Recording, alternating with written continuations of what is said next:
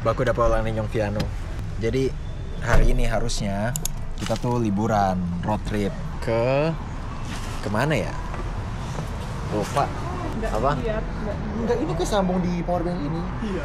Berarti dia lepas. Gila kan? Gila. Orang harusnya kemana kok ini hari? Perico. Apa? Perico. Pokoknya yang ada di itinerary itu toh. Pokoknya ada di sini lah. Kalian bisa lihat nih di chat. Tapi yang terjadi adalah mobilnya kaca belakangnya ada yang mecahin gitu. Gua nggak tahu sih kejadiannya gimana karena itu sebelum gue datang. Dan ya akhirnya tripnya jadi gagal. Nanti gue cerita detailnya tapi mau mesen jus dulu. Jadi akhirnya cuma di sekitar Melbourne aja jalan-jalan. Gue tanya dia nih. Kita tanya kronologinya biar lebih jelas ke dia aja karena dia mengalami langsung. Dan ini juga bisa dijadikan apa ya, pelajaran lah buat kalian untuk berhati-hati. Can I get the pistachio large please? Kita bayar dulu. Itu cara bayar di Melbourne cuma nge-tap doang udah. Makanya jadi boros. That's it, thank you. Oke, sekarang saatnya kita wawancara dulu. Ini pas lagi lihat CCTV, coba lihat. Terus mana ada orang? Ini suspeknya mereka berdua gitu kan. Powerbank nggak ambil sama ambil Terus aja. mereka kayak lihat-lihat Kayaknya mereka sekitar. butuh powerbank doang, kabel ada. Terus habis itu Emang yang di mobil mereka nggak bisa nggak? si cowok ambil apa gitu di dalam mobilnya, Kalau maksudnya gini ya kan? ambil aja Kan- nggak sih sekalian, kenapa mereka harus keluar Terus dari dia mobil? langsung ke mobil langsung hilang, Bener, nggak kelihatan lagi. sakit. Ini harusnya bisa didetek karena mobilnya tuh warna biru, ini bisa dicari, ini polisi cari ini di CCTV di tol, Kalau dua. plat nomornya. Ini tuh dorong PO tuh yang Oh, biru iya, ini. iya. Ah ya udah. Dapat itu. Dapat itu. Coba lihat. Dapat pasti dapat. Tapi kejauhan nih ya, nggak kelihatan nih. Iya, tapi bukan dari CCTV ini. Ini di dalam rumah. Polisi nanti cek di CCTV lain di traffic. Iya. Dapat itu. Abraham Deng Vanessa, dia di Darwin. Dorang teh oto, orang bawa. Yang mana? 2 hari dapat. Jadi kalian udah lihat tadi videonya. Kira-kira kronologinya itu ya ada 2 orang yang nyamperin mobilnya itu terus yang mecahin kaca di belakang. Berarti dorang lompat dari belakang masuk ke dalam. Iya kayaknya. Kayak kaca belakang kan, kayak pendak kaca samping. Tanya ngerti itu. Ya, pokoknya mereka memutuskan untuk mecahin kaca belakang dan ngambil powerbanknya dia. Coba mana dia powerbanknya kan udah diambil ya. Nah, terus di powerbank itu ada kabel. Kabelnya dicabut sama mereka. Terus powerbanknya doang yang diambil. Aneh banget ya, kenapa nggak sama kabel-kabelnya? Dan ada jaket gitu-gitu. Pokoknya yang lain nggak diambil deh. Ada barang-barang berharga lain nggak di mobil? Ada. Iya, pokoknya cuma powerbanknya aja gitu. Nggak, aneh banget. Apa mungkin mereka kira karena mobilnya gede ada barang-barang lain kali gitu. Cuma ya itulah yang terjadi. Akhirnya mobil yang rusak itu dibawa ke, ini kan nyewa mobilnya, dibawa ke tempat penyewaannya. Terus ya diganti sama mobil yang lain, tapi konsekuensinya kita harus bayar kayak denda gitulah yang bisa mencapai 7.100 Dia tuh harus enak atau kalau 71 juta. Paksa. Tadi pertama dia makan.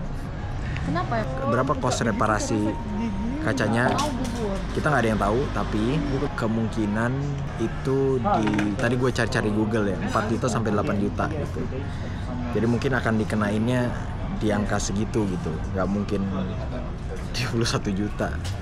Kasihan banget 71 juta, gila tuh. Dan akhirnya ya plannya jadi berantakan. Akhirnya sekarang ya cuma dari tadi kita wandering around Melbourne aja, jalan beli kopi tadi, dan kopi gue tadi tumpah, anjir.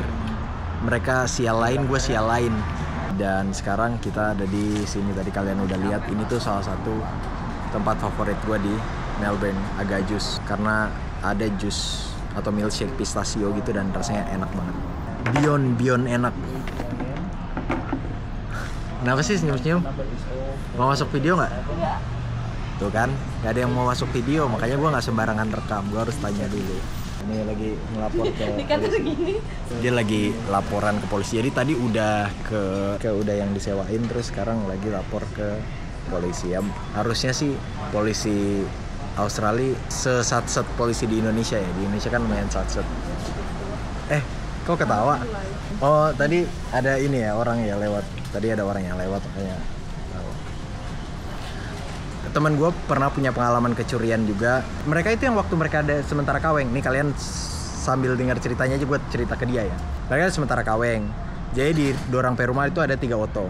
Kong tu papancuri maso, tu pancuri ini ambe, dorang pe kunci oto 3-3. Mungkin karena kayaknya cuma 1 orang apa 2 orang ya. Dorang kan gak mungkin bawa semua, jadi dorang bawa 1 dulu. Baru tuh kunci dorang bawa 3-3. Kong tuh garasi sudah bisa tutup. Masuk ke rumah dulu ambil kunci. Iya, masuk rumah dulu ngambil kunci, baru ngambil mobilnya. Jadi di bawah 1. Terus garasinya kan nggak bisa ditutup. Ini tinggal nunggu aja nih jadi 3-3-nya gitu. Cuma langsung lapor polisi. 2 hari kemudian dapat mobilnya, dapat malingnya, dapat. Ini kayaknya punya gue gitu. Jadi harusnya reliable kalau lapor. Dan tadi jelas di CCTV-nya orangnya sama mobilnya juga mencolok banget warna biru. Jadi kalau dicek CCTV di traffic harusnya sih dapat ya. Harusnya dapat. Dan masih di daerah kota juga. Ini yang gue bilang. Wah enak banget gila. The real. Ya sementara itu dulu, nanti akan gue update gimana perkembangannya. Pengalaman lapor polisi, gue pernah lapor polisi waktu sepeda gue hilang.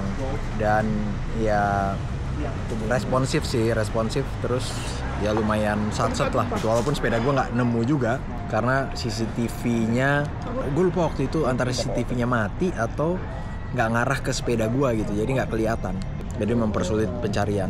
Ya gue ingat pas gue lapor benar-benar ditanya detail dan mereka terdengar serius lah gitu, mau follow up dan lain-lain gitu, dan tanpa keluar biaya. Soal polisi di Indonesia ya memang oknumnya banyak, tapi kalau buat gua ini opini, gua selalu selipin opini. Selayaknya anggota legislatif, anggota eksekutif, anggota yudikatif, memang oknumnya banyak, tapi rasanya nggak fair kalau digeneralisir karena masih ada oknum-oknum yang baik, walaupun sedikit. Takutnya oknum-oknum yang baik ini atau yang lurus, yang tidak menyimpang, merasa kayak kok kita kena juga sih, padahal kita udah berusaha gitu.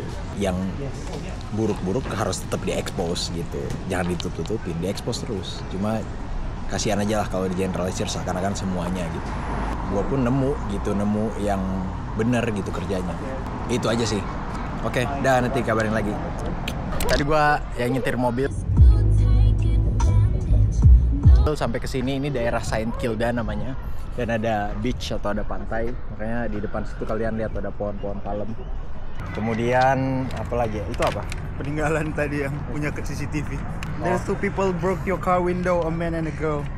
But unfortunately, my CCTV can't capture the car plate. It's a blue Subaru. Oh, berarti yang pertama kali found out tuh kaca pica dorang. Kong dorang taruh di windshield. Oh, di muka. Siapa dorang bisa found out nih?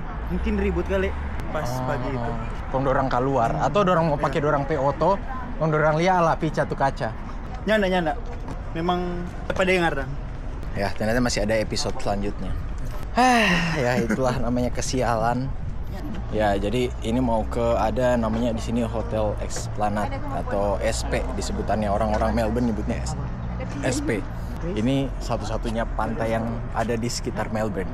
Pemandangannya secara umum, secara keseluruhan bagus menurut gua, tapi pantainya sih biasa aja.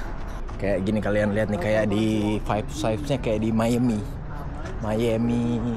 ya kan, kayak US lah, US. Ada biang lalanya tuh, kalau kalian kelihatan. GTA, vibes GTA. Ya, jadi jalan-jalan kali ini ya cuma kayak gini-gini aja, jalan terus nanti duduk-duduk sambil menunggu sunset. Kalau ada sunset, gue lupa di sini ada apa enggak. Harusnya sih ada ya. Oh, by the way, gue belum cerita ke kalian. Gue beli kamera baru. Apa gue udah cerita ya di video sebelumnya? Jadi di Jakarta gue sempat beli kamera 360 Ace Pro 2. Dan itu akan gue gunakan pas liburan nanti. Jadi kalian akan lihat di video selanjutnya. Mudah-mudahan hasilnya bagus. Dan ini nanti kalau gue balik ke Melbourne, kalau gue ngojol bisa gue pakai juga, jadi gue taruh di badan gitu kayak body cam. Ih, cakep banget. Anyway, kita akan jalan, masih ada sekitar mungkin 300 meter lagi.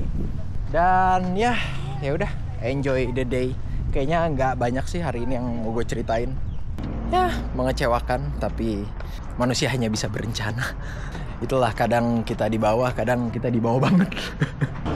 Oke, kita sudah sampai di ini namanya tadi udah gue bilang di Esplanade. Jadi ya basically tempat nongkrong aja sih. Asik ya. Terakhirnya kita travel ke dalam. Kita lihat dalam. Oh ini ada di bawah itu ada bar, di belakang gua yang di atas itu. Oh ini baru kayak resto barnya gitu kan. Berisik. Alright, udah itu aja. I'll see you guys on the next video. PG. Epilogue. Ya, tiba-tiba udah di dalam kamar. Sengaja gue ambil sudut ini biar masih ada pemandangannya lah. Kenapa gue buat lagi videonya? Karena gue mau menambahkan penjelasan dari kejadian yang terjadi sebelumnya, terutama soal yang pemecahan kaca itu. Sebelum gue jelaskan, gue mau kasih tahu dulu, gue baru pulang.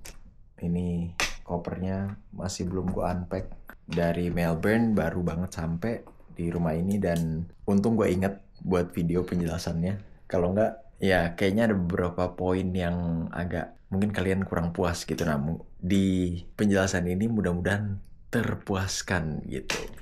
Kalau kalian nanya kenapa gue pakai kacamata, tadi sepanjang perjalanan gue tidur, jadi mata gue masih agak beler. Ditambah lagi gue lagi kutiren kalau orang Manado bilang, atau bahasa orang Jakartanya biasanya bintitan di sebelah kanan sini. Ini kalau kalian lihat nih agak bengkak, ya kan? So pertama dari CCTV-nya. Nah dari CCTV-nya itu mobilnya itu bukan yang di depan ya. Itu kan CCTV-nya kalian bisa lihat tuh di depan ada mobil. Kemudian ada satu mobil lagi di belakangnya yang kelihatan moncongnya doang. Nah mobil yang dipecahin kacanya itu yang mobil yang moncongnya doang itu. Itu satu. Kemudian yang kedua, kaca yang dipecahkan ternyata gue salah ngerti, bukan kaca belakang, tapi kaca passenger seat yang di belakang. Jadi bukan kaca yang di belakang banget, tapi kaca yang di samping, cuma yang di bagian tempat duduk belakangnya gitu. Kita sempat pergi ke kantor polisi. Sayang banget gue ngambil footage-nya. Padahal di situ juga kalian bisa lihat tuh kantor polisinya kayak apa gitu. Gue malah foto di luarnya doang, tulisannya polis gitu, dan aneh banget itu pas di foto kelihatannya kayak editan gitu. Jadi kita udah buat laporan di telepon, kemudian kita buat lagi laporan langsung. Bukan buat laporan langsung. Ada beberapa pertanyaan aja yang pengen kita tanyakan, dan kayaknya gue punya inisiatif untuk coba yuk kita langsung ke kantor polisi. Siapa tahu kita bisa kasih evidence-nya gitu. Kita kan punya evidence yang cukup bagus ya gitu, CCTV dan lain-lain gitu. Jadi harapan gue itu ternyata nggak bisa gitu. Kita harus tunggu ada agent yang di-assign atau yang ditugaskan untuk menangani kasus kita, baru kita bisa provide bukti-buktinya. Cuma ada jawaban-jawaban yang ya cukup memuaskan yang dikasih. Misalnya seperti ada kemungkinan kita bisa ya minta ganti rugi dari yang si pelakunya ini gitu-gitu. Soal ganti ruginya. Jadi ternyata ada kesalahpahaman, sebenarnya bukan 7.100 atau bukan 71 juta. Sebenarnya kerugiannya itu belum tahu. Dari pencarian di internet sih itu bisa 5-8 juta untuk betulin kaca itu. Kalau dari merekanya, dari yang tempat si mobilnya ini, itu kejadian yang mirip, pernah ada yang $2.000 katanya, 2.000 AUD atau 20 juta rupiah. Nah itu kita masih menunggu nih seperti apa. Kemudian ada lagi yang disampaikan oleh si polisinya, katanya police report ini itu bisa nantinya meringankan kita. Kenapa? Karena ini kan kaca pecah ini sebenarnya bisa aja kan kita yang mecahin, teman-teman gue yang nyewa mobil gitu.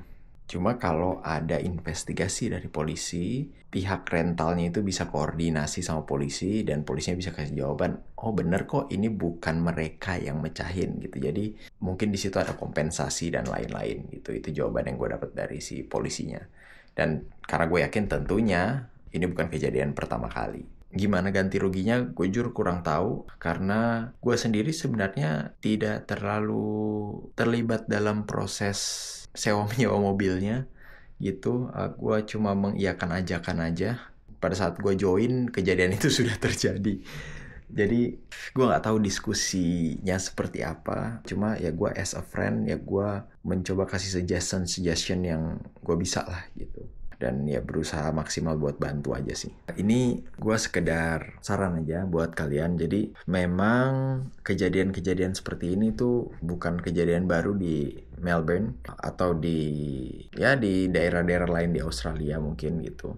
Apakah sering? Sebenarnya nggak sesering itu, cuma bukan kejadian yang mengagetkan gitu. Jadi ya bisa dikira-kira lah untuk lebih berhati-hati lagi, lebih waspada kalau parkir. Gimana ya? Dipikirkan gitu, cukup dipikirkan mau parkir di mana. Mudah-mudahan kejadian ini bisa jadi pelajaran juga untuk kita semua agar lebih berhati-hati. Udah, gitu aja sih.